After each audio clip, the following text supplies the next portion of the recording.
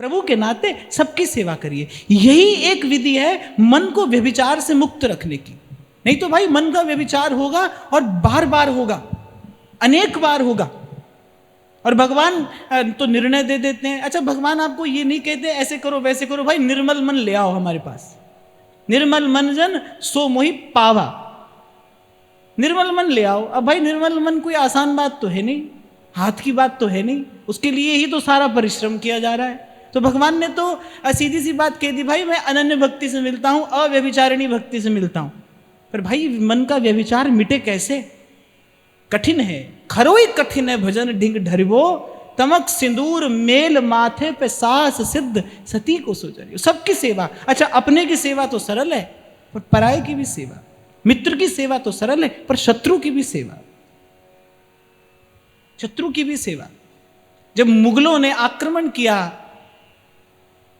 श्री गुरु गोविंद सिंह जी महाराज की सेना पर, तो कहते महाराज जी उनकी सेना में, श्री गुरु साहिब की सेना में कुछ जन ऐसे थे कि जब संध्या के बाद युद्ध विराम हो जाता था तो वो अपने सैनिकों के साथ साथ उन घायल मुगल सैनिकों को भी औषधि लगाते थे, वो उनका भी उपचार करते थे कि जब तक युद्ध हो रहा था तभी तक ये हमारे शत्रु थे, अब जब युद्ध विराम हो गया है तब इनसे कोई शत्रुता नहीं है। तो केवल मित्र की सेवा नहीं, शत्रु की भी सेवा, केवल अपने की सेवा नहीं, पराये की भी सेवा। इसलिए इस शब्द पर बल देता हूं मैं, सबकी सेवा। और मैं कहता हूं बड़ा सीधा सा हिसाब किताब रखिए, जब आप दे रहे हैं ना तब आपको विचार नहीं करना है, देते समय विचार नहीं करना है कि आप किसको दे रहे हैं, आप प्रभु को दृष्टि में रखकर दीजिए। यद्यपि जब दान की बात आती है ना तो शास्त्र कहता है भाई सत्पात्र को दीजिए, सत्पात्र को ही दिया जाना चाहिए। तो जब आप दान दे रहे हैं तब तो सत्पात्र का विचार करना ठीक है, पर जब आप सेवा कर रहे हैं तब कोई विचार करना ठीक है, तब आप सबकी सेवा करिए।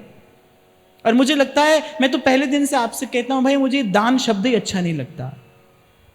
जीव होता कौन है दान देने वाला?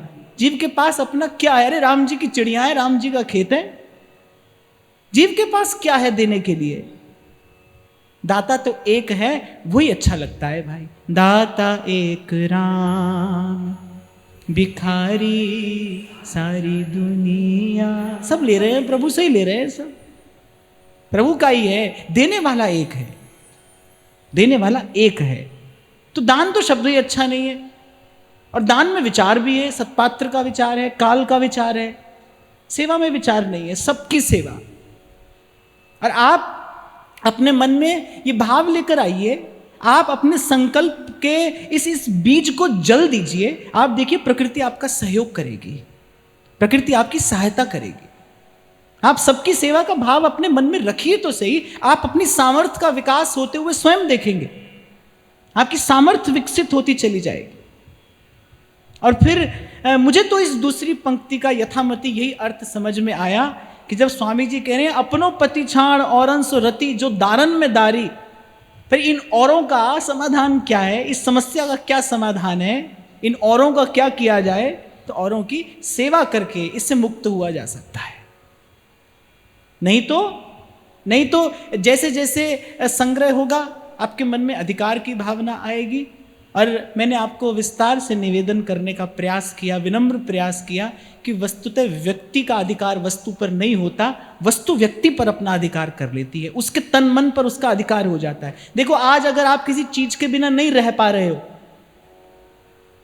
आज आप मान लीजिए जीवन में किसी चीज के बिना नहीं रह पाते ना, समझ लीजिए उस वस्तु ने आप पर अधिकार कर रखा है, आप उसके बिना नहीं रह पा रहे। इस वस्तु को अधिकार मत करने दीजिए, रखिए, जीवन में रखिए, पर सावधान होकर रखिए। मैं तो हर दिन आपसे कहता हूं वस्तु ना हो वो ठीक नहीं है, हो खूब हो, दोनों हाथ से सेवा करिए, दोनों हाथ से बांटिए, प्रभु की सेवा कर करके प्रसन्न होइए, फूलिए, आनंद से फूलिए। कोने में केवल माला सटकाना ही भजन नहीं होता। मैं तो उदाहरण दे रहा था उस दिन आपको। अब हनुमान जी जैसी राम नाम की महिमा कौन जानता है? हनुमान जी बैठ तो नहीं गए माला लेकर कि माला जप लेते हैं और बस इसी की कृपा से जानकी जी का पता चल जाएगा। पुरुषार्थ किया, समुद्र लांग कर गए, लंका दहन करके आए, माता का पता लेकर आए, माता को ये संदेश देकर आए, माता को सांत्वना देकर आए कि माता अब शीघ्र ही प्रभु आएंगे। माता का दुख तो उसी दिन दूर हो गया जिस दिन श्री राम जी का दूत पहुंचा माता के चरणों में, महत् कार्य करके आए। तो ऐसे ही आप भी आप संकल्प करिए, आप भी ये भाव मन में रखिए कि आपके माध्यम से प्रभु महत् कार्य कराएं, आपके माध्यम से प्रभु श्रेष्ठ कार्य कराएं। पर इसकी भूमिका में अगर मुझे कुछ दिखाई पड़ता है एक बात, तो वो यही है, मैं सेवक सचराचर रूप राशि भगवन। आगे कहते हैं, श्याम कहते जीव मोते विमुख भय जिन दूसर कर डारी। स्वामी जी कह रहे हैं, ठाकुर जी कहते हैं, श्याम कहत, प्रभु कह रहे हैं, ते जीव, वो जीव मोते विमुख भय, वो मुझसे विमुख हो जाते हैं, जिन दूसर कर डारी, जिनके मन में किसी अन्य का आश्रय हो जाता है। श्रीमद् वल्लभाचार्य महाप्रभु, गोसाई श्री विट्ठल नाथ जी, इन महापुरुषों की वाणी में तो कहते हैं भगवत मिलन में सबसे बड़ी बाधा क्या है? पराश्रय सबसे बड़ी बाधा है। जब तक प्रभु के अतिरिक्त किसी और का आश्रय है, मन से आप किसी का सहारा पकड़े हैं, बस उतनी दूरी है प्रभु की, उतनी दूर खड़े हैं प्रभु जितना आपने मन में किसी का आश्रय पकड़ रखा है। लेकिन भाई ये बात तो मैं कहना चाहूंगा, कहनी पड़ेगी कि ये सर्वाश्रय का त्याग सरल नहीं है, अत्यंत कठिन है, अत्यंत कठिन है। संसार में रहते, संसार की वस्तु का, संसार के व्यक्ति का, संसार की व्यवस्था ऐसी है भाई, ऐसे ही तो संसार ने आपको मुझे बांध रखा है, ऐसे ही तो जीव बंधा है इससे। माया मोह सब जग जंजाला, इसी जंजाल में ऐसे ही तो पड़ा है जीव। तो भाई ये कठिन है, ये सरल नहीं है, ये कठिन है। इसके लिए सतत भजन की आवश्यकता है, सतत भजन की। और पूर्व भी आपको निवेदन किया गया, आप सतत भजन की चेष्टा करो, तभी थोड़ा भजन होगा, तभी थोड़ा हो पाएगा। और फिर होते होते ये कार्य सधेगा, इस कार्य की सिद्धि होगी। कल भी हम चर्चा कर रहे थे ना, एक ही युक्ति है भाई, पंक्ति में खड़े हो जाइए, पंक्ति में खड़े हो जाइए। जिस दिन वो चुनेगा बात तो उसी दिन बनेगी, जिस दिन वो वर्ण करेगा कार्य तो उसी दिन पूरा होगा। पर कम से कम हम पंक्ति में तो खड़े रहें। और पंक्ति में खड़े होना क्या है? हरि सो लागे रहो मेरे भाई, हरि सो लागे रहो मेरे भाई। आप रोज मंदिर जाते हैं तो अपने मन में ये भाव लेकर जाते हैं कि मैं दर्शन करने जा रहा हूं। आप रोज मंदिर जाइए, पर ये भाव लेकर जाइए कि किसी दिन प्रभु की दृष्टि मुझ पर पड़ जाएगी। आप रोज जाइए, रोज श्री जी के सन्मुख होइए, किसी दिन श्री जी की दृष्टि आप पर पड़ेगी। श्री डोंगरे जी महाराज ये बात कहते थे, वो कहते थे बड़ी सहजता से श्री ठाकुर जी किसी जीव पर दृष्टिपात नहीं करते, बड़ी सहजता से ठाकुर जी की दृष्टि नहीं पड़ती। वो उदाहरण देते थे श्री गोवर्धन नाथ का, श्री श्रीनाथ जी का। आप दर्शन करिए तो देखिए उनके नेत्र झुके हैं, उनके नेत्र झुके हैं। कभी कोई बिरला बड़भागी आता है जिसको दृष्टि उठाकर प्रभु देखते हैं, प्रभु की दृष्टि कभी जीव पर पड़ती है। अब वो आपको सुनाया था ना मैंने श्री मीरा जी का प्रसंग। वो अपने गिरधर गोपाल से बहुत बात करती हैं। सखी पूछती है कि भाई साहब आप रोज बात करती हैं, ये आपको कभी उत्तर तो देते नहीं।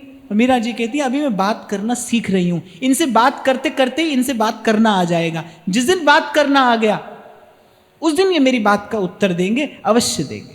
तो श्री जी के सन्मुख होइए, नित्य होइए, पर इस भाव से सन्मुख होइए कि किसी दिन श्री जी की दृष्टि हम पर पड़ जाए, किस दिन ये हमें देख लें। क्योंकि उनकी दृष्टि पड़ी तो जीवन में विशुद्ध संत आएगा, विशुद्ध संत आया तभी जीवन में भगवंत आएगा। विशुद्ध संत जीवन में आया तो ही भजन का मार्ग मिलेगा। और भाई यहां से वहां चल के तो भजन के मार्ग से ही जाया जा सकता है। तो स्वामी जी कह रहे श्याम कहते जीव मोते विमुख भय जिन दूसर कर डारी, जिसने मुझे छोड़कर किसी अन्य का आश्रय लिया, श्री ठाकुर जी कह रहे वो मुझसे विमुख हो जाता है।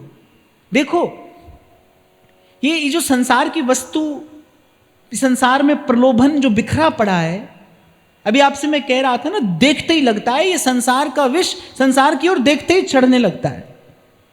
दृष्टि संसार की ओर न जाए, दृष्टि प्रभु के चरणों पर ही रहे। और जहां से हमने चर्चा आरंभ की, या तो सदा अपने स्वरूप का स्मरण रखिए, मैं कौन हूं,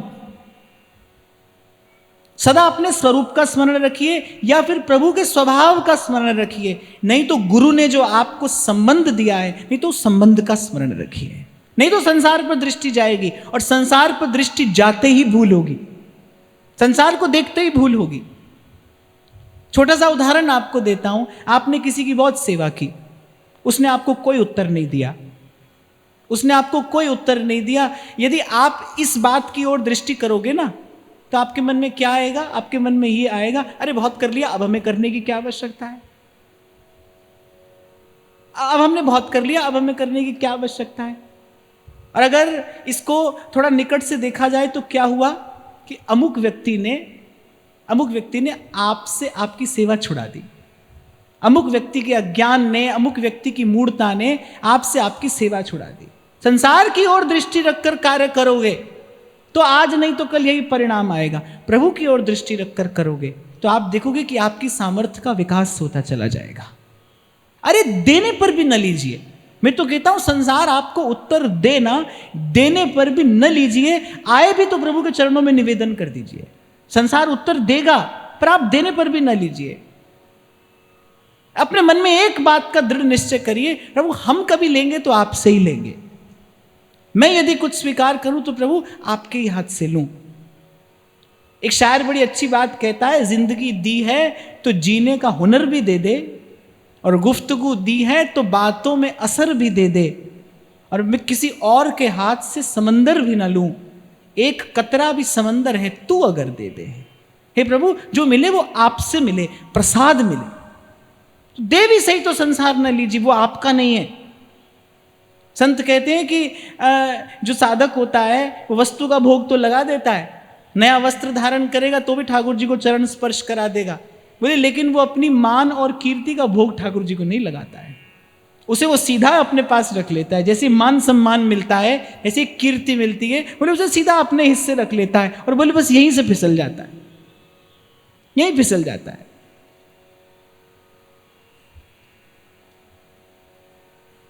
फिर कहते हैं, कह श्री हरिदास यज्ञ देवता पितरन को श्रद्धा भारी। और यहां तो अंतिम पंक्ति में श्री स्वामी जी ने विशुद्ध रूप से अनन्य भक्ति की ओर ही संकेत किया है, जिसे श्री व्यास जी कहते हैं, सब तज भजिए श्याम को श्रुति स्मृति को सार। सब तज भजिए नंद कुमार, सब तज भजिए नंद कुमार। आप में से कितने लोग ऐसे हैं यहां पर जो कभी लगभग सब देवी देवताओं की पूजा करते थे? पहले मैं भी अपना हाथ खड़ा करूंगा, सभी करते थे। महाराज जी तो बहुत ऊंचा कर रहे हैं। और कितने ऐसे हैं जो अब भी करते हैं? ईमानदारी से बताना, जो अब भी करते हैं। चलो थोड़े ही हैं, इन्हें की नहीं है। अब इनके लिए स्वामी जी कह रहे कि श्याम कहत ते जीव मोते विमुख भये, जिन दूसर कर डारी। और कह श्री हरिदास यज्ञ देवता पितरन को श्रद्धा भारी। थोड़ा सा मैं आपको कल की बात का स्मरण दिलाऊं कि कोई ज्ञानी हो, भक्त हो, पर उसने ये अनुभव किया है अपने जीवन में कहीं ना कहीं, हरि मेरो पियू मैं राम की बहुरिया। देखो यदि इस भाव में जीव स्थित हो जाए, फिर माया का उस पर कोई प्रभाव नहीं, फिर माया का उस पर कोई प्रभाव नहीं। कहने का तात्पर्य यह है कि जैसे एक सती स्त्री अपने पति के साथ तन मन प्राण का संबंध निर्वाह करती है, वैसे ही जीव का संबंध प्रभु से है और होना चाहिए। ऐसा संबंध हो तभी इस संबंध की गरिमा है, इसकी मर्यादा है। जैसे एक सती स्त्री, तभी श्री नेही नागरीदास जी कहते हैं, तमक सिंदूर मेल माथे पे साहस सिद्ध सती को सो जरीबो, खरोई कठिन है भजन ढिंग ढरीबो। और जिस उपासना में आपका मेरा पग पड़ा, यहां तो ध्रुवदास जी कह रहे राई केसम चलत ही होत और की और, यहां तो भाई ऐसी अनन्यता है कि प्रिया प्रीतम बैठे हैं, श्री युगल सरकार विराजमान है, पर श्री हित सजनी क्या कहती है, मेरे प्राणनाथ श्री श्यामा मैं शपथ करूं तृण छिए। हमको तो श्री लालजी को भी देखना है, तो बस प्रियाजू के आश्रय से देखना है। प्रियाजू के नाते हमारा लालजू से नाता है, श्री जी के नाते लाल जी से नाता है। ये जो श्री लाल जी हमारी प्रिया जी से इतना प्रेम करते हैं, बस लालजू के हृदय में प्रियाजू के प्रति ऐसा प्रेम देखकर हम लाल जी पर न्योछावर हैं। तद भावोत्सवतः परम भवतु मेतत् प्राणनाथे रति। महाप्रभु कह रहे लाल जी में मेरी रति हो, पर किसमें? तद भावोत्सवतः, जो प्रियाजू के भाव में निमग्न रहते हैं, उन श्री लाल जी में मेरी रति हो। तो यहां ऐसी परिष्कृत अनन्यता है कि मेरे प्राणनाथ श्री श्यामा मैं शपथ करूं तृण छिए। और वैसे भी भाई गीता में भगवान ने बिल्कुल स्पष्ट कहा है, मुझे लगता है कि इसके बाद तो मूर्ख ही भूलेगा।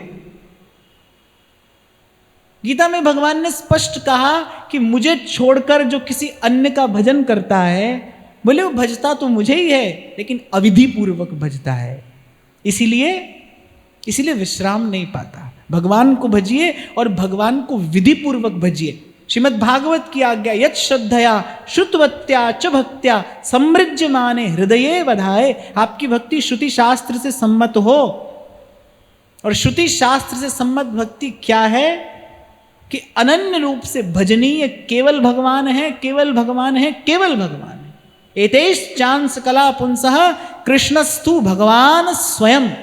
और इन्हीं भगवान की भक्ति ही भक्ति है, इन्हीं भगवान के चरणों की रति ही वस्तुतः भक्ति कहलाने योग्य है। नहीं तो स्वामी जी कह रहे हैं कि यज्ञ देवता पितरन को श्रद्धा भारी। देखो मन एक है, थोड़ी श्रद्धा इसके लिए, थोड़ी श्रद्धा इसके लिए, ऐसे काम नहीं चल सकता है। भगवान स्वयं कह रहे हैं, सबके ममता ताग बटोरी, मम पद मनहि बांध बरडो। बहुत बरस पहले की बात है, हम शायद कहीं भोपाल में गए कथा कहने के लिए, तो एक माता जी मुझसे मिली कथा के बाद, तो इसी अनन्य भक्ति पर चर्चा हो रही थी। तो वो माता जी थोड़ी सी तुनक गई, इसीलिए आई, बोली कि हम तो अमुक देवता की पूजा करते हैं, तो हमें क्या नहीं करना चाहिए, हम क्या गलत करते हैं? तमाम पुराणों में ऐसी बात लिखी है, वैसी बात लिखी है, सब सुन लिया मैंने। तो मैंने कहा माता जी एक बात बताओ, आज आपके ये देवता जी आपसे ये कह दें कि मेरी कितनी भी पूजा कर लो, मैं तो तुम्हें धेला भी देने वाला नहीं हूं, तब भी पूजा करोगी? अब तब कौन करेगा? तो मैंने कहा ये बताओ, ये इस लेने देने को आप पूजा कहती हो, इस व्यापार को आप भक्ति कहती हो? ये लेना देना, ये व्यापार, ये पूजा है, ये भक्ति है?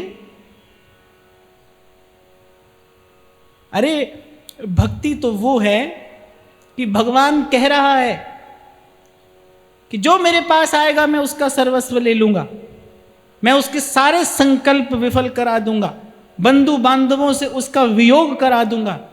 और फिर भी भक्त क्या कहता है, कजरारी तेरी आंखों में क्या भरा हुआ कुछ टोना है, तेरा तो हसन औरों का मरन, बस जान हाथ से धोना है। और क्या खूबी हुस्न बयान करें, ये सुंदर श्याम सलोना है, और ललित किशोरी और नहीं, ये तो व्रज का एक खिलौना है। प्रभु आप मारिए भले तारिए, आप मारिए तो भी हम आपके हैं, और आप तारिए हम तो भी हम आपके हैं। हमारी ओर देखिए तो भी हमारी आशा आपसे है, और कभी न देखिए तो भी महाप्रभु कह रहे किंतु आशाप्यस्तु वृंदावन भुवि मधुरा कोटि जन्मांतरे भी।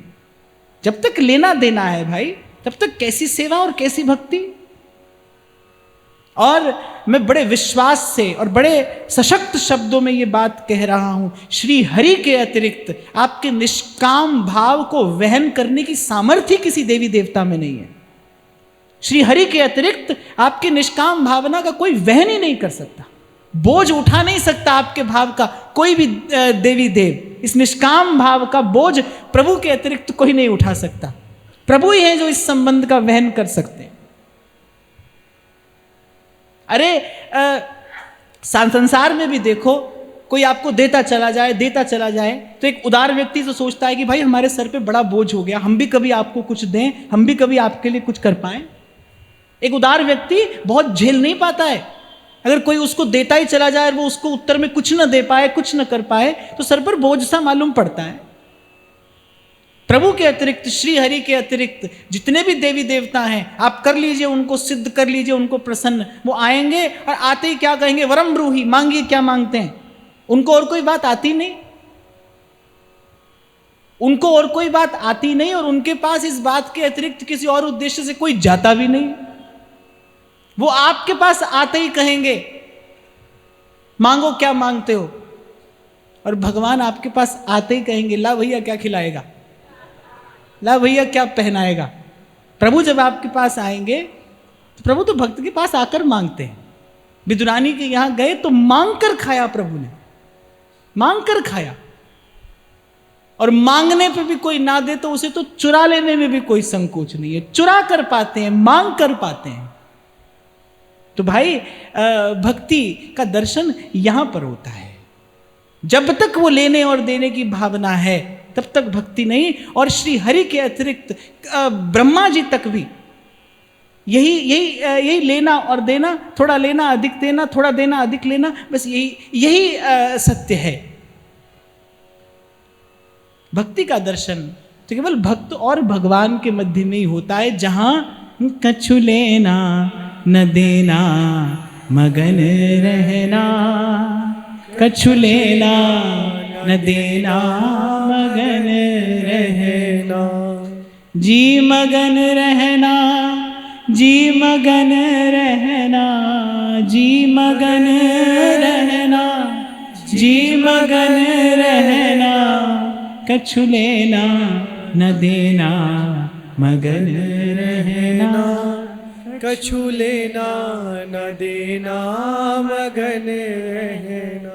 ये हमारी कुल देवी हैं, ये हमारे कुल देवता हैं, इनकी पूजा वो करते थे, इनकी पूजा हमें करनी। ये सब क्या है? मन का भ्रम मात्र है। ये सब मन का भ्रम है, इसी में जीव उलझा है, यहीं पर जीव अटका है। इसीलिए सब ओर से मन समेटते हुए एक बात और मैं आपको कहूंगा, आज से पूर्व जो किया उसको प्रणाम करते हुए, मैं आपको किसी का भी खंडन, निंदा या अवहेलना करने के लिए कदापि नहीं कह रहा हूं, कदापि नहीं कह रहा हूं। जो आपने आज तक किया, जो व्रत उपवास आपने किए, जो सेवा पूजा आपने की, जो नियम संयम आपने पालन किया, जो भी आपने किया, जो आपसे हुआ, उस सबको प्रणाम करते हुए, पर साधन सिद्धि राम पग नेहू।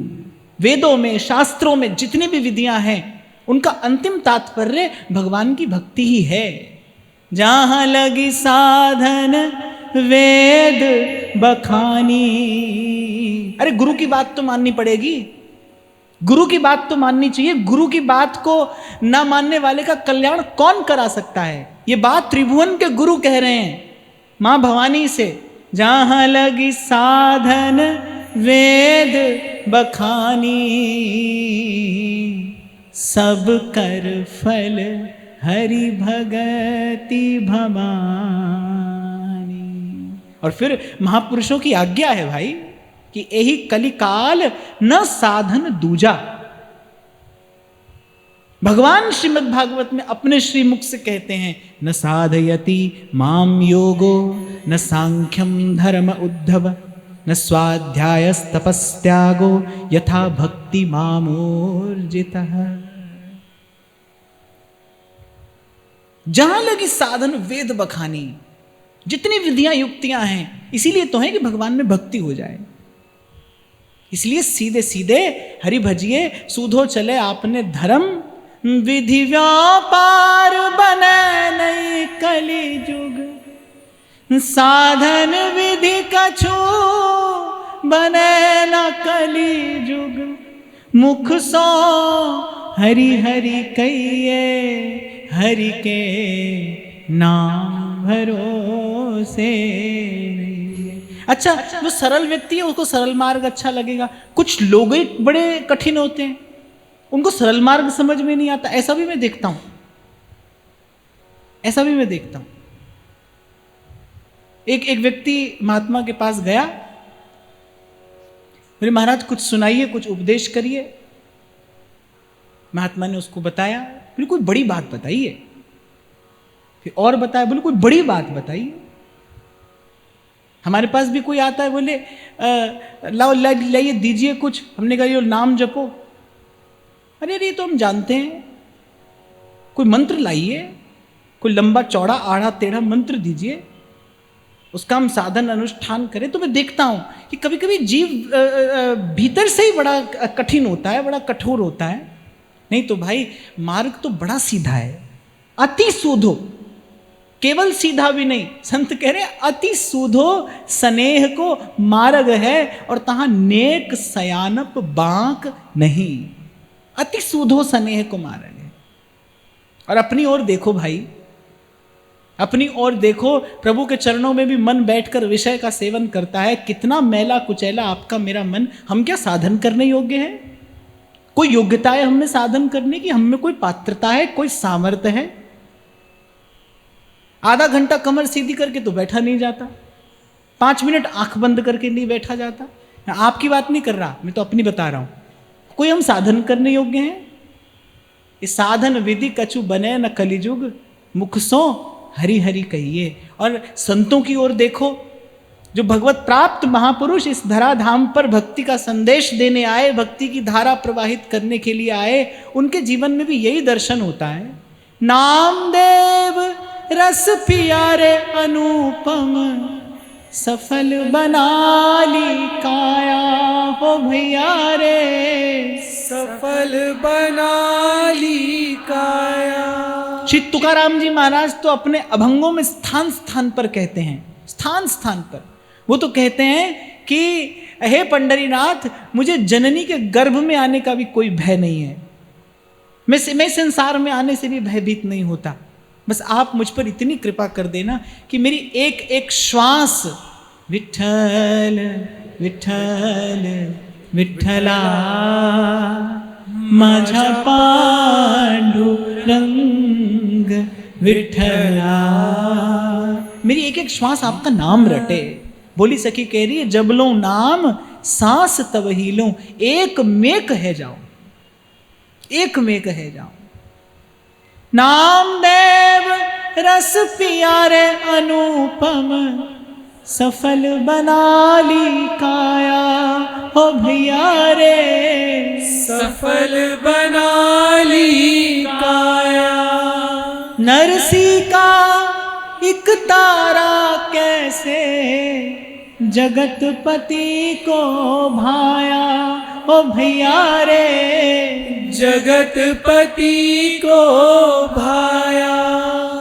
अरे कबीर तो कहते हैं, कबीरा पढ़ना दूर कर पोथी दई बहाए, और 52 आखर शोध के, स्वर और व्यंजन मिलाकर 52 होते हैं ना हिंदी के, बोले 52 आखर शोध के, बोले इनका भी शोधन करके, पोथी किताब तो छोड़ दो, बोले जो 52 अक्षर हैं इनका भी शोधन करके ररो ममो चितलाए। बोले रा और मां, ये 2 अक्षर हमने अपने पास में रख लिए बस। नरसी का इकतारा, और मैं कभी कभी कहता हूं संत अपने हाथ में इकतारा क्यों रखता है? इकतारे में एक ही तार होता है, एक ही स्वर। संत की सांस सांस से बस एक ही स्वर फूटता है, उसके प्रभु का नाम। हमारे सेवक जी महाराज भी तो यही बात कहते हैं ना, एक शब्द हरिवंश नाम राख्यो समीप करी। एक शब्द हरिवंश नाम, बस ये नाम मैंने अपने निकट रखा है। नरसी का एक तारा कैसे जगतपति को भाया हो भैया रे, जगतपति को भाया। तुलसी सूर फिरे मदमाते, रोम रोम रस छाया हो भैया रे, रोम रोम रस छाया। ब्रज पनिहारिन भर भर पी गई ब्रज पनिहारिन सुंदरतम पिय पाया सुंदरतम पिय पाया नाम रस मीठा रे नाम रस मीठा रे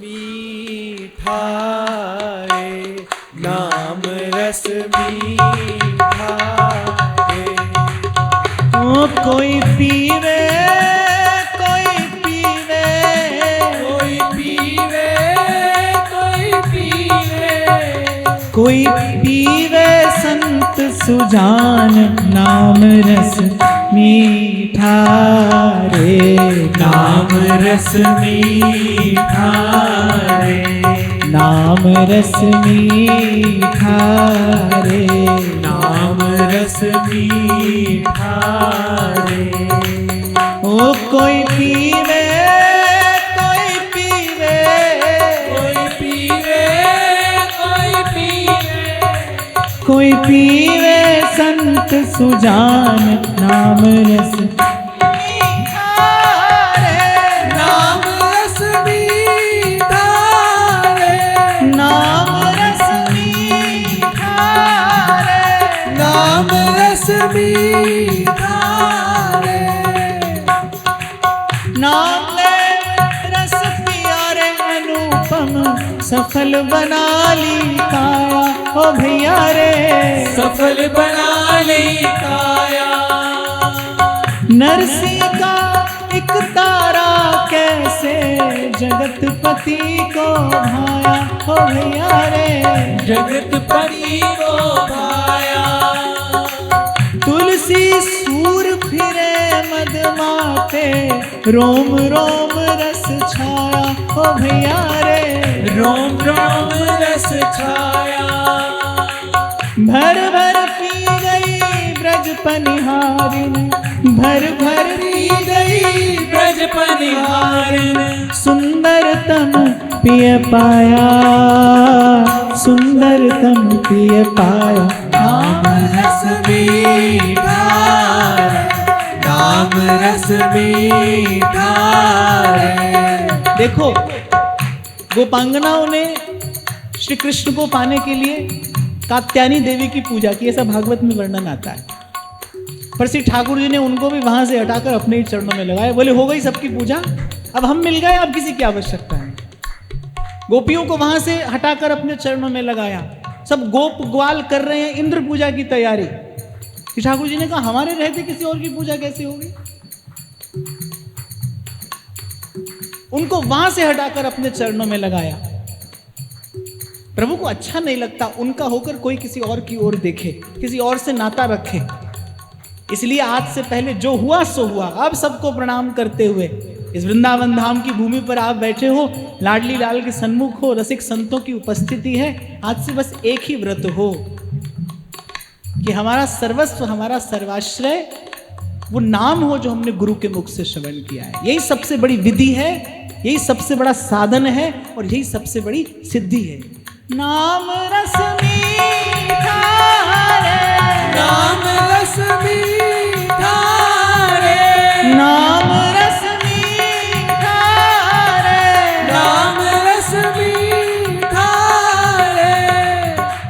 कोई पीवे कोई पीवे, कोई पीवे कोई पीवे, कोई पीवे संत सुजान नाम रस मीठा रे, नाम रस मीठा रे, नाम रस मीठा रे, नाम रस मीठा रे, नाम रस। राजमहल की रानी पी गई एक बूंद इस रस का हो भैया रे, एक बूंद इस रस का। राजमहल की रानी पी गई एक बूंद इस रस का हो भैया रे, एक बूंद इस रस का। आधी रात महल तज ब्रज चल दी, रहा न मन में खटका हो भैया रे। रहा न मन में खटका, भर भर पी गई ब्रज पनिहारिन, भर भर पी गई ब्रज पनिहारिन। सुंदरतम पिय पाया, सुंदरतम पिय पाया। नाम रस मीठा है, नाम रस मीठा है, नाम रस मीठा है, नाम रस मीठा। एक बार दोनों हाथ उठाए। हमारो राधा वल्लभ लाल, हमारो राधा वल्लभ लाल, लाडलो राधा वल्लभ लाल, लाडलो राधा वल्लभ लाल, परम धन राधा वल्लभ लाल, परम धन राधा वल्लभ लाल, जीवन धन राधा वल्लभ लाल, जीवन धन राधा वल्लभ लाल, हरि सर्वस राधा वल्लभ लाल। के सर्वस राधा वल्लभ लाल, हमारो राधा वल्लभ लाल, हमारो राधा वल्लभ लाल, हरि प्यारो राधा वल्लभ लाल, प्यारो राधा वल्लभ लाल, जीवन धन राधा वल्लभ लाल, जीवन धन राधा वल्लभ लाल, परम धन राधा वल्लभ लाल। परम धन राधा वल्लभ लाल।